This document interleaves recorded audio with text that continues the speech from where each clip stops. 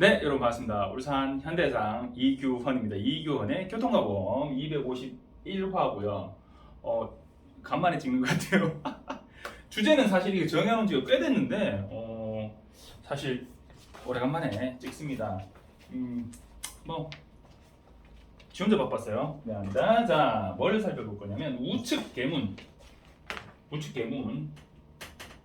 차가 뭐 택시 승객이 내리거나 혹은 뭐 누굴 만나러 가기로 했는데 저기 사람 서 있어요. 그 차를 세워서 조수석 문을 열면서 타거나 승객이 내리거나 타거나 이제 나는 영업용 택시도 아닌데 내 차에 탄 사람을 왜 승객이라 하냐? 탄,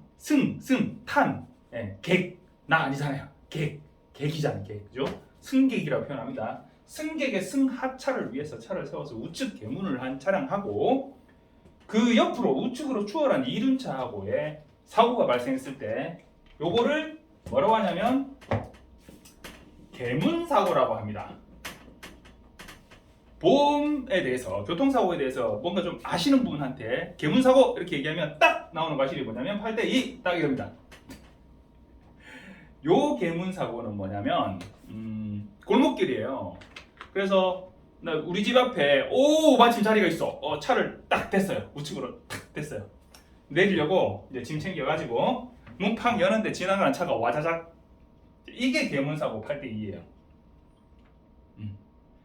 블랙박스나 CCTV나 목격자 등의 특별한 사정이 있지 않는 한 기본 과실이 8대2라는 거예요. 자, 진로 변경의 기본 과실은 7대3.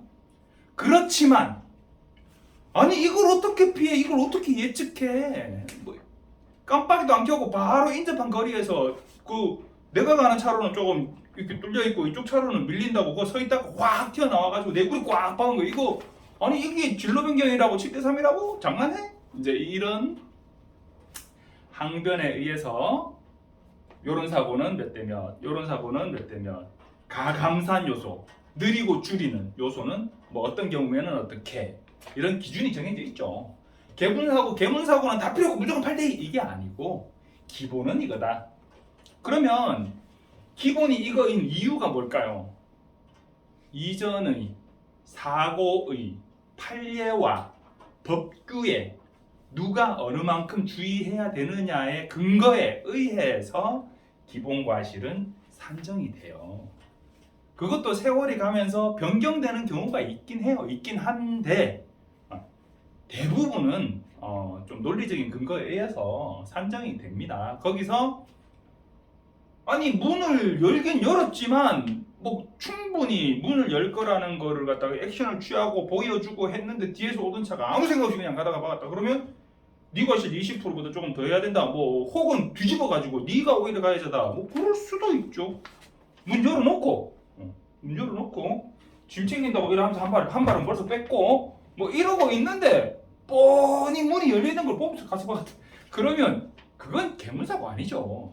문이 열림으로써 사고가 발생된 문이 열린 게 원인이 되는 사고인 거예요. 자, 우측 계문은 이쪽이 아니고 조수석 쪽이죠. 조수석. 우측 앞문 뒷문. 보통 택시가 승객을 내릴 때 이런 사고 잘 납니다. 탈 때는 좀 덜해요. 왜냐면 사람이 저쪽으로 오니까 오토바이가 그 옆으로 지나가려 하는데 사람이 이 택시 탄다고 와. 그걸 사람을 밀어버려? 그거보다는 내린다고 이렇게 열 때 그 옆으로 자 지나가는 경우가 많아요. 요 경우에 이게 또 적으면 헷갈린다 할까봐 자 기본 과실이 어떻게 되냐? 기본 과실은 7대3입니다. 7대3이라고 적혀 있어요. 과실도표 보면 그런데 이게 그러면 무조건 문 연차 잘못이냐? 이에 대해서 법 개정이 한번 이루어졌어요. 우리 교통사고 조사학회 부회장님이시고 아주 이렇게 잘생겨서 좀 시샘이 나는 이번에 아드님 장가 보내신 부산의 배태종 부회장님께서 우리 학회에서 발표를 해주셨던 내용인데 2023년 1월 1일 시행됐어요. 그 전에 이제 개정이 되어서 시행된 게 도로교통법 시행령에 별표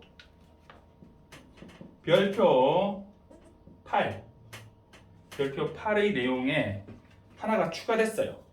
지정차로 통행 위반, 좌측 차로, 우측 차로 이런 얘기 요즘 좀 나온 거 들어보신 적 있으시죠? 화물차는 좌측 차로로 가면 안 된다. 근데 뭐 무슨 스포츠 이런 차들은 좌측 차로로 가면 안 돼요. 그거 화물차예요.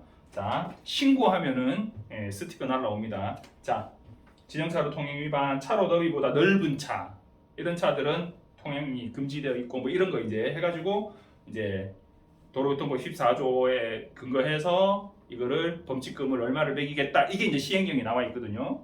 그게 이제 승용차나 승합차 같은 경우에 3만 원 이래 있는데 거기에 하나 추가를 했어요. 뭘 했냐면 이건 적어야 돼.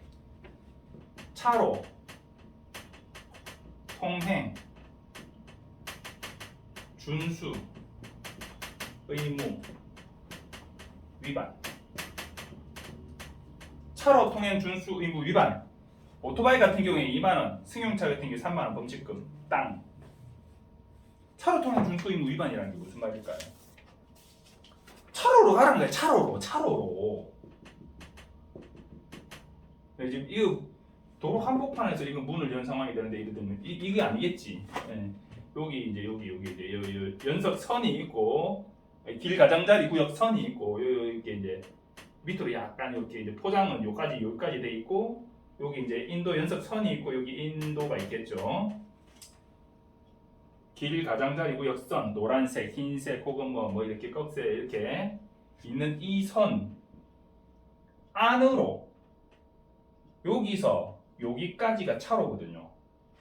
차로 통행 준수. 차로로 다녀라. 차로로 통행해야 되는 그 준수 의무를 위반하면 스티커 끊겠다는 거예요. 차가 우리 과실도표 그 영상이 나오거든요. 거기 보면 이 차로 그림이 없어요. 무슨 얘기예요? 차가 여기서 이렇게 문 열었는데 여기 이렇게 지나가는 오토바이란 얘기예요. 이게 7대3이란 얘기야. 그런데 차로가 이래 있고 이 옆에 길 가장자리 구역 선이 노란색 선이 쫙 꺼져 있고 옆에 인도가 여기 있는데 요 틈으로 너무 바짝 붙여버리면 인도 턱 때문에 연석 그 때문에 문이 안 열리잖아요. 약간 이쪽으로 바짝 붙여서 이렇게 차를 세우고 여기는 띄우고 세우고 비상 깜빡이를 켜고 문을 여는데 여기 오토바이가 이 길 가장자리 구역선을 넘어서 차로가 아닌 길 가장자리로 달려왔어.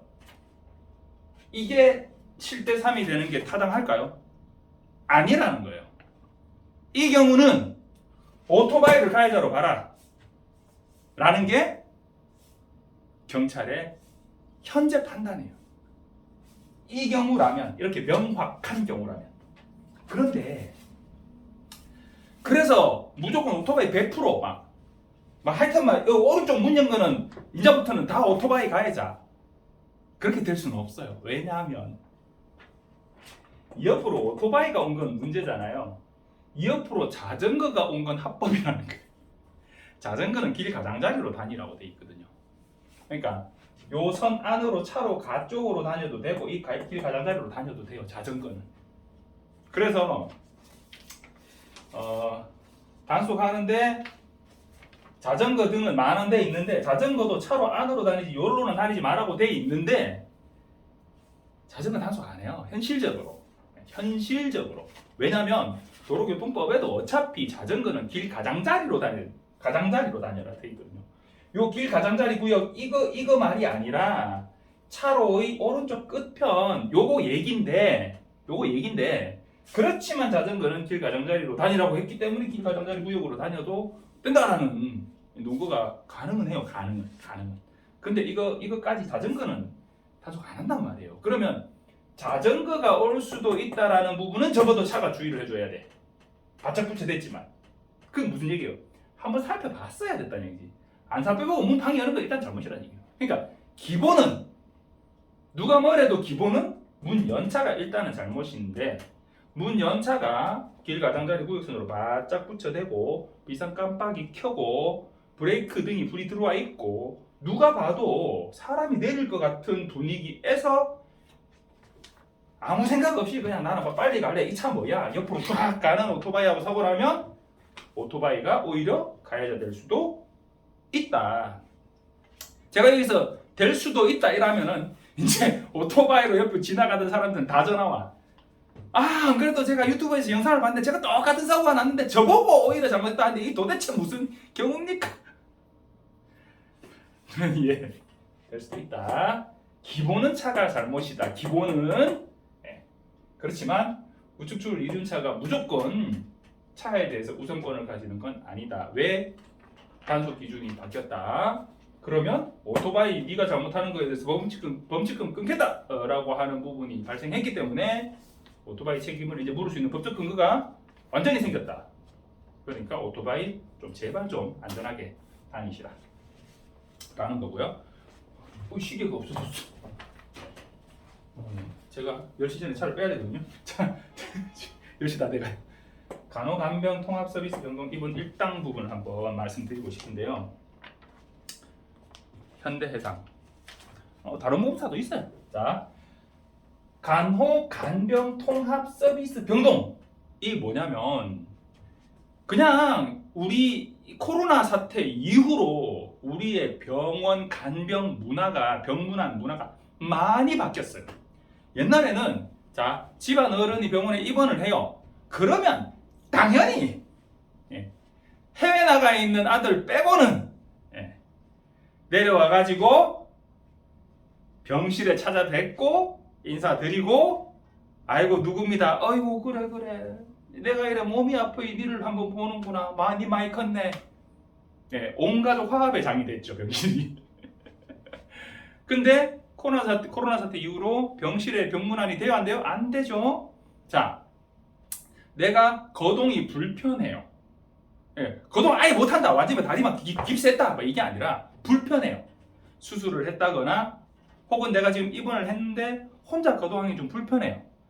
이 화장실 갔다 왔다 뭐 씻으러 갔다가 또 식판 받아가지고 식판 갖다 놓고 이런 게 좀 불편해. 그럼 그런 경우에 간호간병 통합 서비스 병동에 내가 입원을 하게 될 것 같으면 간호사분들이나 관리해 주시는 분들이 그 부분을 관리를 해줘요. 옆에서 집사람 병원에 수술하고 입원했다고 내일 출근해야 되는 남편분이 거기서 그 보호자 침상도 거기서 쪽잠 이렇게 덜덜 떨면서 앉아도 된다는 거예요.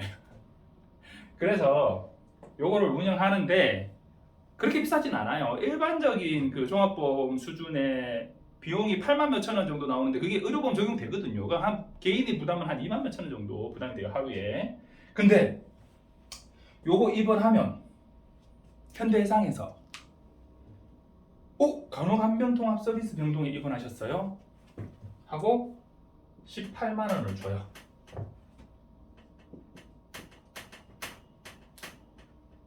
하루당 열을 입원했어요. 180을 줘요. 그러면 이게 좋은 게 뭐냐면 요즘 4세대 실손 같은 경우에 자기 부담금이 급여 부분의 20% 비급여의 30% 자기 부담금이 좀 옛날보다 많아졌잖아요. 옛날 거는 100% 다 나오는 것도 있었고 그죠? 그랬는데 그러니까 그런 부분을 좀 커버해 줄 수 있어요. 물론 요거 때문에 내가 비용이 조금 더 드는 것도 있는데 그것도 어차피 또 실비에서도 나오거든. 그래서 어쨌든 18만 원이 나오는데 18만 원은 일반 병원 기준이에요. 울산 같은 경우에 뭐 세민병원 뭐 이런데요. 굿모닝 병원 이런데 일반 병원. 근데 종합병원으로 분류되는 병원들이 있어요.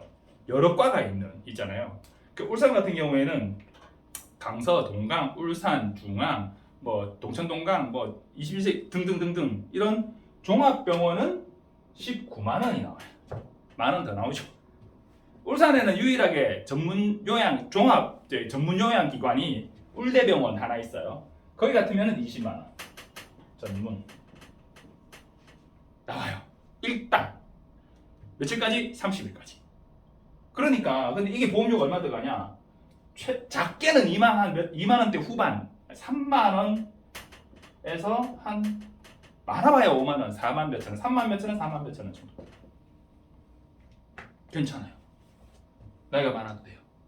이 간편보험도 있어요. 그래서 간호간병통합서비스 병동 입원 일당은 내가 다른 보험이 있는데 별도로 요거를 하나 들어둘까라고 고민해 보셔도 괜찮은 담보예요.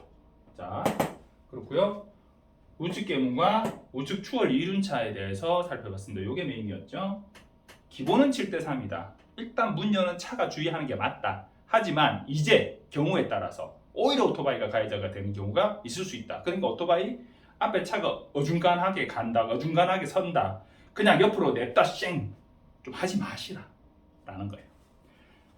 여러분 하여튼 건강하시고 안전운전하시고 앞으로 매주 올리도록 해보겠습니다. 감사합니다.